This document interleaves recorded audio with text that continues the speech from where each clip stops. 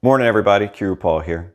The purpose of today's video, and I'll keep it short, is to inform people about a conflict between Uber drivers and taxi drivers in Cancun and the Riviera Maya that could create some safety concerns and or travel delays for tourists visiting the area. Personally, I like the Uber app, I like the transportation one, I like the Uber Eats, I like them both.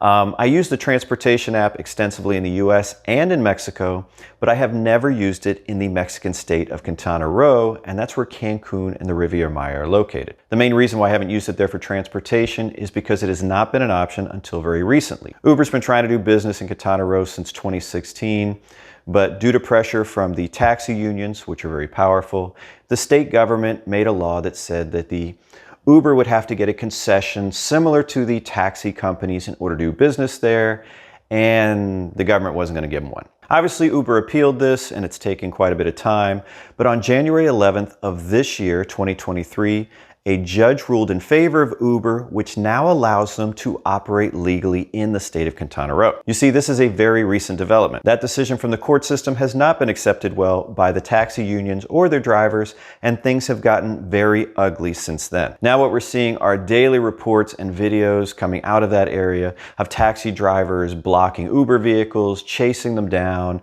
threatening the drivers, threatening passengers, damaging vehicles, and even assaulting people. This video, which has gone viral, shows a group of terrified Russian tourists and their child after their Uber was chased down and blocked by taxi drivers.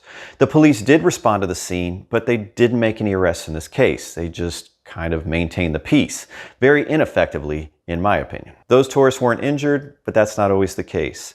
This viral video came out a few days ago. It was filmed at the Hotel Cristal in Cancun. The man who's getting up is a tourist who called an Uber to the location and was confronted by multiple taxi drivers. When the taxi drivers blocked him from getting into the Uber, he expressed his displeasure, and they responded by striking him and knocking him to the ground. I'm telling you all this not to dissuade you from visiting Cancun and the Riviera Maya. I just want you to understand what the situation is. I don't want you to fly into the Cancun airport, get your bags, walk out, get on your Uber app because you're used to doing it. I know I am. And then within 5 minutes, find yourself in a car chase throughout the streets of Cancun with like 12 taxis behind you. I mean, sure, it'd be exciting, but there are better excursions to book. Even if you don't take an Uber, this conflict does have the potential to affect your vacation.